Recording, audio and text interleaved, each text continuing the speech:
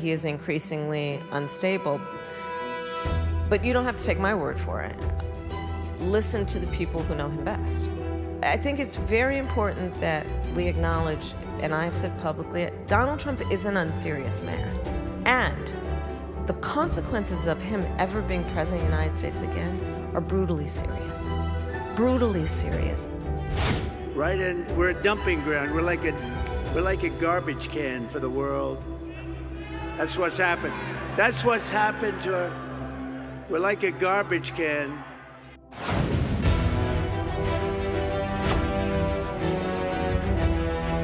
It is absolutely wild times. It really, really is. And, you know, there's a lot going on. Like, I don't know if you guys know this, but there's literally a floating island of garbage in the middle of the ocean right now.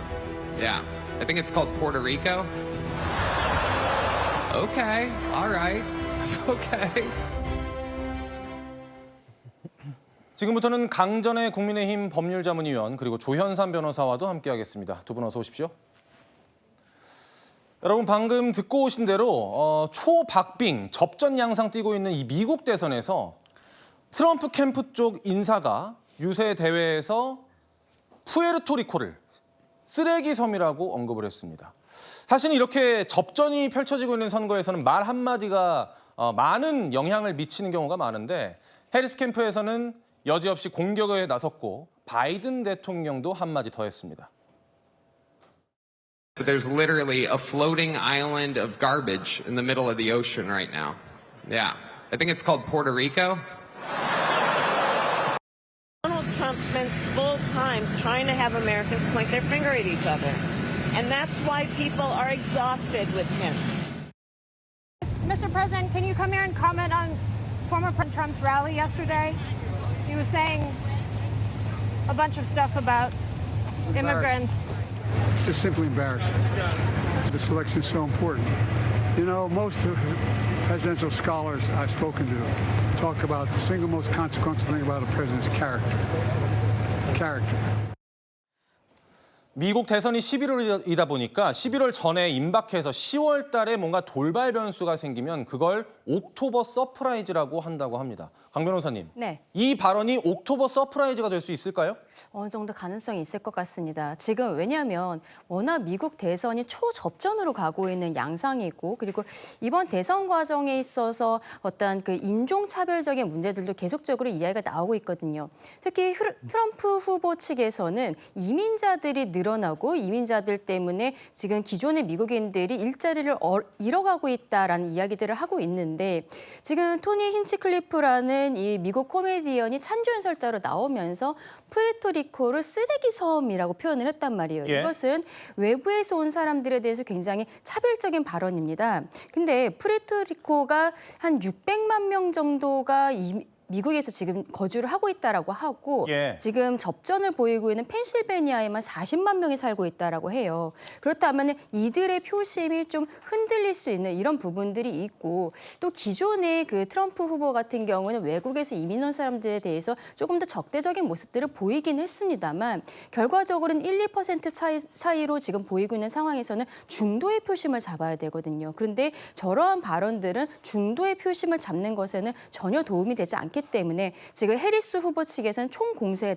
나서고 있는 것으로 보입니다. 예, 여러분의 이해를 돕기 위해서 제가 한 말씀 드리면 푸에르토리코는 미국의 자치령이지만 미국 대선에 투표권은 없습니다. 다만 푸에르토리코 출신들이 아까 강 변호사 말씀처럼 미국 본토에 많이 살고 있고 그들은 투표권이 있기 때문에 이 선거에 어떤 영향을 미칠지가 주목되는 거거든요. 트럼프 대통령은 푸에르토리코에 대해서 어떻게 이야기를 했을까요? 목소리 준비했습니다. I just wanted to tell you that I moved here in 1981 from Puerto Rico, and I want you to know that Puerto Rico stands behind you, and Puerto Rico loves you.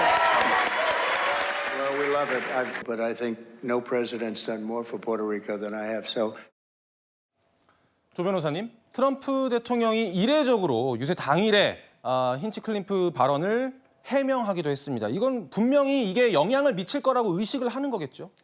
트럼프 캠프에서도 분명히 이 부분을 지적하지 않을 수가 없을 겁니다. 자칫 지금 당장 다음 주 선거지 않겠습니까?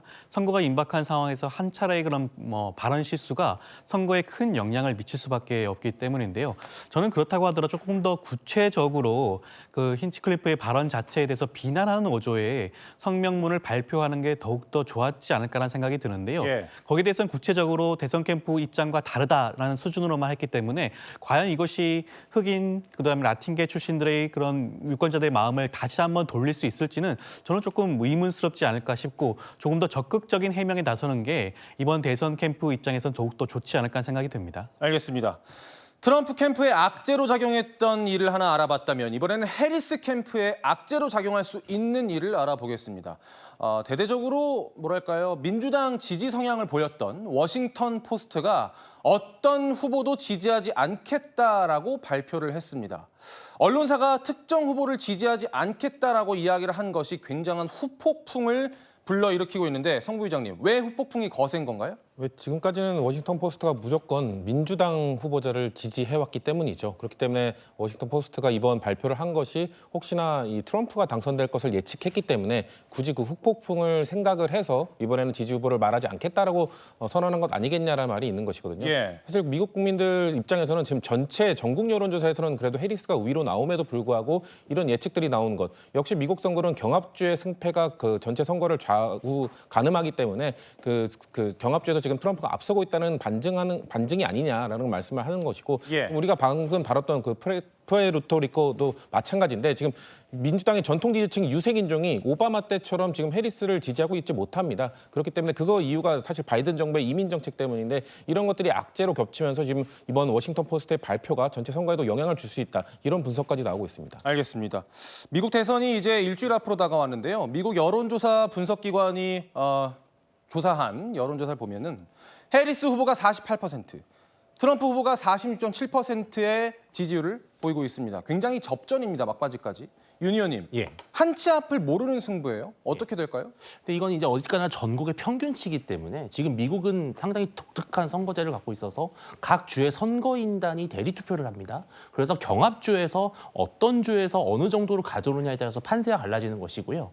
지금 현재 봤을 때는 이제 7개 정도 되는 경합주에서는 엎치락 뒤치락을 하고 있는데 결국은 숨은 해리스 후보 지지자 또 숨은 트럼프 지지자가 얼마나 투표장에 나오느냐가 가장 중요한 막판 결정적 변수가 될 것으로 보입니다. 알겠습니다.